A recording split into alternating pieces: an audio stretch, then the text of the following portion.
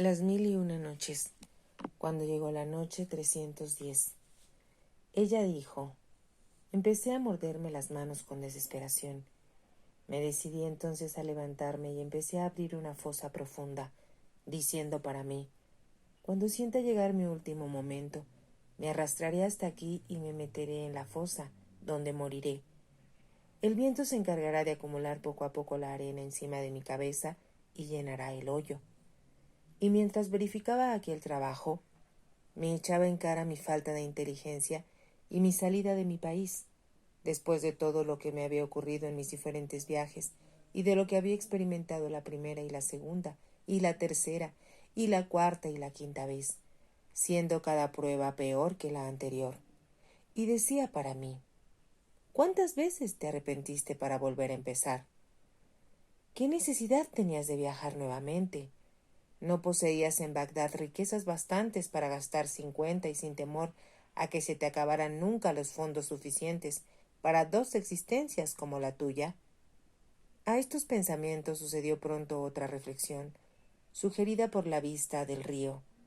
En efecto, pensé, por Alá, ese río indudablemente ha de tener un principio y un fin. Desde aquí veo el principio, pero el fin es invisible. No obstante, ese río que se interna así por debajo de la montaña, sin remedio ha de salir al otro lado por algún sitio. De modo que la única idea práctica para escaparme de aquí es construir una embarcación cualquiera, meterme en ella y dejarme llevar por la corriente del agua que entra en la gruta.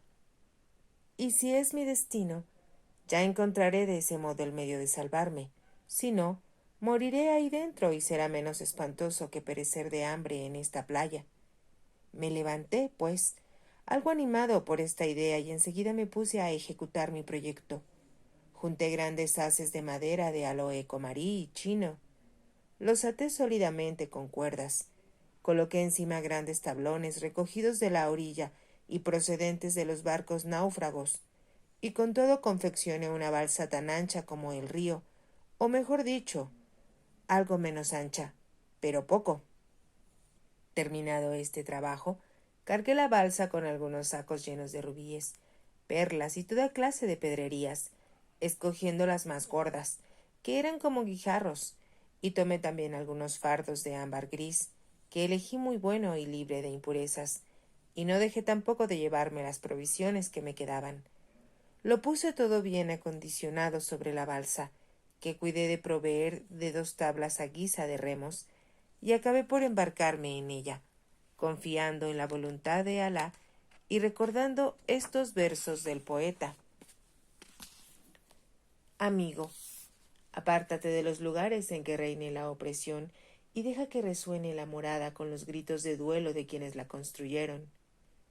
Encontrarás tierra distinta de tu tierra, pero tu alma es una sola y no encontrarás otra. Y no te aflijas ante los accidentes de las noches, pues por muy grandes que sean las desgracias, siempre tienen un término. Y sabe que aquel cuya muerte fue decretada de antemano en una tierra, no podrá morir en otra. Y en tu desgracia no envíes mensajes a ningún consejero.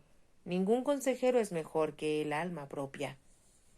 La balsa fue, pues, arrastrada por la corriente y bajo la bóveda de la gruta, donde empezó a rozar con aspereza contra las paredes, y también mi cabeza recibió varios choques, mientras que yo, espantado por la oscuridad completa en que me vi de pronto, quería ya volver a la playa.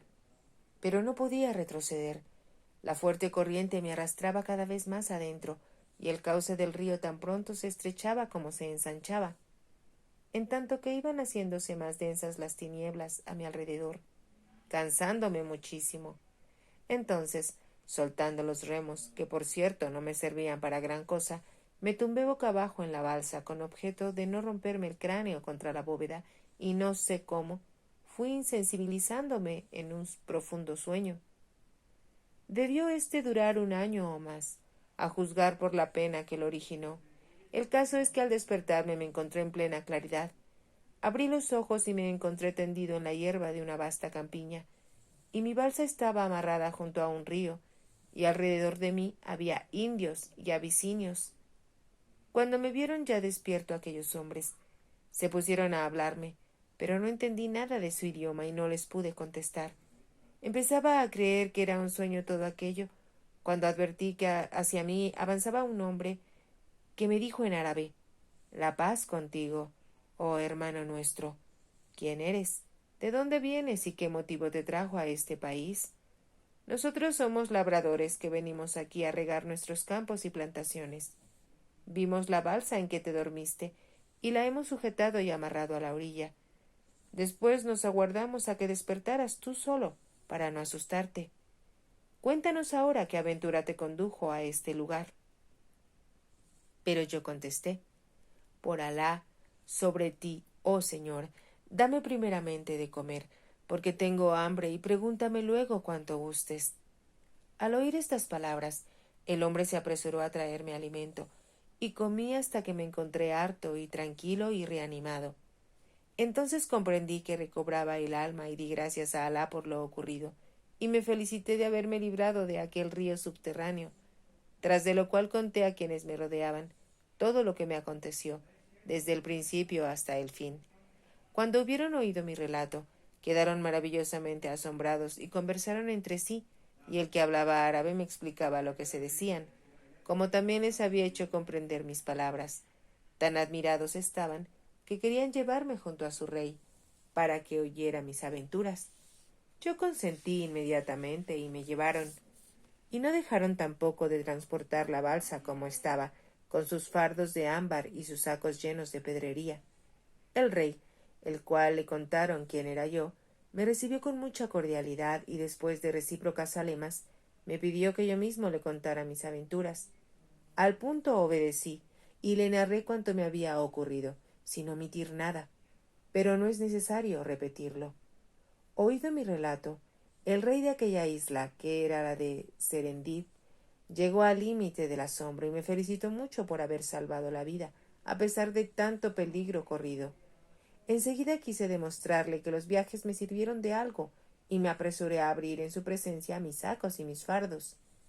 Entonces el rey, que era muy inteligente en pedrería, admiró mucho mi colección y yo, por deferencia a él, escogí un ejemplar muy hermoso de cada especie de piedra, como asimismo perlas y grandes pedazos enteros de oro y plata, y se los ofrecí de regalo.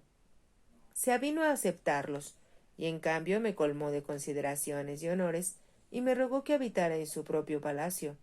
Así lo hice, y desde aquel día llegué a ser amigo del rey, y uno de los personajes principales de la isla. Y todos me hacían preguntas acerca de mi país, y yo les contestaba y les interrogaba acerca del suyo, y me respondían.